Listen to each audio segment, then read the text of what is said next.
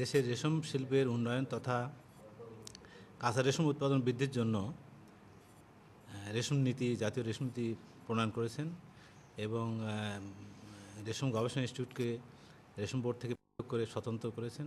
এর মাধ্যমে research institute সকল সরকারি বেসরকারি প্রতিষ্ঠান এবং ব্যক্তি মালিকানা শিল্প প্রতিষ্ঠানকে সরাসরি কারিগরি সহায়তা দিতে পারছে এবং রিসার্চ ইনস্টিটিউট এখন রেশম উৎপাদন বৃদ্ধিতে গবেষণালব্ধ যে ফলাফল পেয়েছে তাতে মাঠ পর্যায়ে প্রতি 100 ডিমে 25 থেকে 30 কেজির স্থলে 60 থেকে 70 কেজি রেশম উৎপাদন করা হচ্ছে।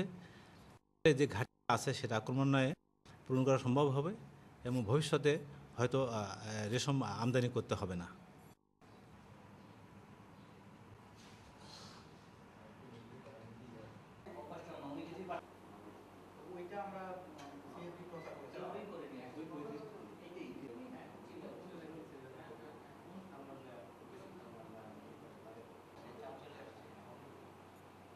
রেশম একটা ঐতিহ্যবাহী পণ্য, আর এই রেশম আমাদের দেশে এই মুহূর্তে আমাদের প্রয়োজন প্রায় 300 টন সুতা। আমাদের দেশে উৎপাদন হচ্ছে 50 টন, আমাদের ঘাটতি 250 টন। তো আমাদের এইখানে লোকের কর্মসংস্থান হচ্ছে প্রায় 2 লক্ষ লোক এটাতে কাজ করে। যদি আমরা এই 300 টন সুতা উৎপাদন করতে পারি তাহলে প্রায় 10 লক্ষ লোকের কর্মসংস্থান হবে। ভ্যাট উইথড্র করা উচিত উৎপাদন পর্যায়ে, সুতা তৈরি থেকে একদম কাপড় রেডি হওয়া পর্যন্ত, রং পর্যন্ত। বিপণনের সময় আমরা ট্যাক্স দিচ্ছি, সেটা আমরা দেব।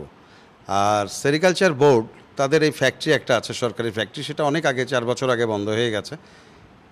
আমার মনে হয় যে প্রাইভেট সেক্টরে আমাদের বাংলাদেশ রেশম শিল্প মালিক সমিতি এবং এই সমিতির প্রেসিডেন্ট আমি, আমার নাম মেরাজুল আলম।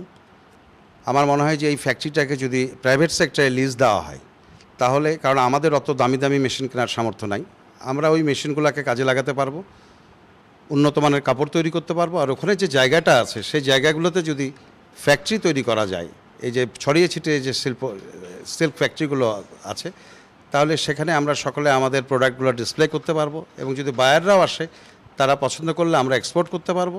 এক অর্থে দেশকে আমরা বৈদেশিক মুদ্রা অর্জন করে দিতে পারবো। রেশম পল্লী হতে পারে, কারণ এখানে প্রায় 70 বিঘা জমি আছে এবং আমার মনে হয় সরকারের এটাকে ফেলে না রেখে এটাকে রেশম পল্লী করা উচিত, জামদানি পল্লী এবং অন্যান্য পল্লী যেরকম আছে। এবং এখানে ওই যে বললাম যে 10 লক্ষ লোকের কর্মসংস্থান হবে, 20 ভাগ পুরুষ।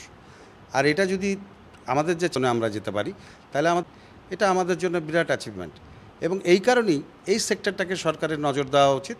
এটা আছে রং ভ্যাট আছে, আমরা তো বিপণনে যে ভ্যাট দিচ্ছি সেজন্য তারা পছন্দ করছে এবং আমরা যদি ঠিক দামে দিতে পারি, আমরা দেশীয় সুতায় তৈরি করে কাপড়টা, তাহলে আমরা এক্সপোর্ট করতে পারবো এবং সরকারকে বৈদেশিক মুদ্রা ইনকাম করে দিতে পারবো আমরা।